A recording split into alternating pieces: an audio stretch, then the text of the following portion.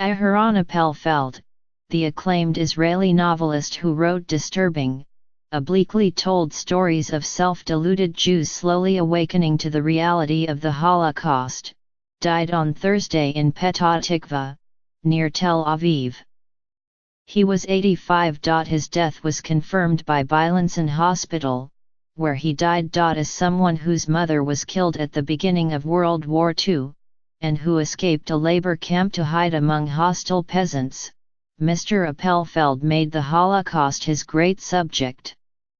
Yet he told his stories from a seemingly naive eye, a baffled child's eye, working by indirection and intimation. The horrors, as critics pointed out, happened off-stage. His novels rarely identified the threat explicitly as stormtroopers with whips or concentration camps with poison gas showers. Rather, people wrestled with the banalities of daily life as ominous events were apprehended like distant thunder, lending his narrative the absurdist quality of a Beckett play or the chill of a Kafka story. In Bodenheim 1939, perhaps his most famous novel, which the critic Irving Howe called a small masterpiece. Cultivated, petit bourgeois Jews blithely sunbathe, flirt and nosh on strudel and ice cream at a resort outside Vienna, deluding themselves about ominous developments like the shadowy sanitation committees requiring all Jews to register.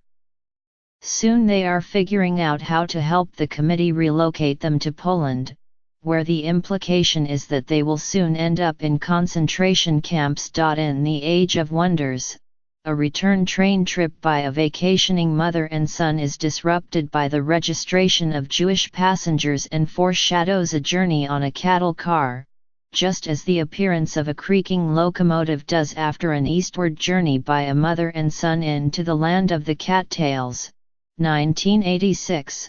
The ingenuous person is always a Schleimazel, a clownish victim of misfortune, never hearing the danger signals in time, getting mixed up, tangled up and finally falling in the trap, Mr. Appelfeld told Philip Roth in a conversation published in the New York Times Book Review in 1988.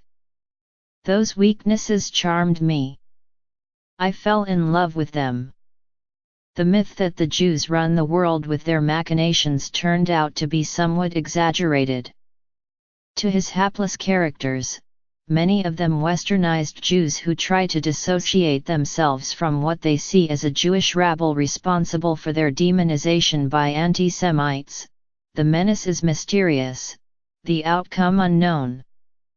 They are also hobbled by the human need to deny approaching reality, to keep deluding oneself, while the murderers and persecutors, as Mr. Appelfeld said, know precisely what they intend to do. The reader knows the menace from the beginning, and is bitterly aware that the Holocaust will swallow the assimilated as well as the outwardly religious.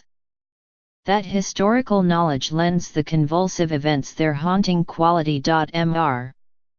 Appelfeld's indirection allowed for an intellectual engagement that won him a strong following that awaited his every novel, and he did not disappoint.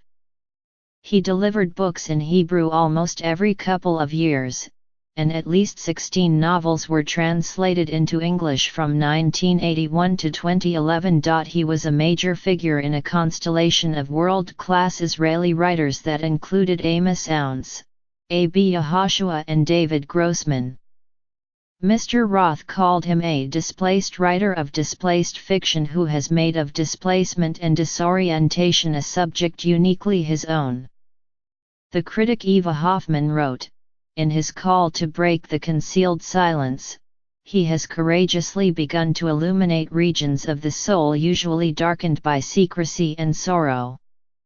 Mr. Appelfeld, an elfin, round-faced man with what Mr. Roth described as the playfully thoughtful air of a benign wizard, was born February 16, 1932, in a town near Chernowitz, in what is now Ukraine but what was then Romania. The family was proudly middle class, speaking the treasured German of the area's better-off inhabitants and forbidding the earthier Yiddish. They spent summers in spa towns like Bodenheim. It took years to understand how much my parents had internalized all the evil they attributed to the Jew, and, through them, I did so, too, he told Mr. Roth. A hard kernel of revulsion was planted within each of us. The change took place in me when we were uprooted from our house and driven into the ghettos. Then I noticed that all the doors and windows of our non-Jewish neighbors were suddenly shut, and we walked alone in the empty streets. Mr. Appelfeld and his father endured a forced march through mud to a labor camp in Ukraine. He escaped the camp and resourcefully spent the next 3 years as a shepherd working for various peasants and always concealing his Jewish identity, and then joined the Soviet army as a cook's helper. It was the kind of anxious vagabond existence that his child characters reprised. When the war was over, he returned to his hometown, which was now devoid of Jews, an experience he captured in The Age of Wonders. After months in a refugee camp in Italy, he made his way in 1946 to what was then the British Mandate of Palestine, worked on a kibbutz, studied Hebrew at night and fought in the 1948 Arab-Israeli War. Naively I believed that action would silence my memories, and I would flourish like the natives, free of the Jewish nightmare. But what could I do? He told Mr. Roth. The need, you might say the necessity, to be faithful to myself and to my childhood memories made me a distant, contemplative person. My contemplation brought me back to the region where I was born and where my parents' home stood. That is my spiritual history, and it is from there that I spin the threads. Mr. Appelfeld portrayed Holocaust survivors in The Immortal Bart Fuss, 1988, as more than slightly lost as they mutely wander the Israeli landscape.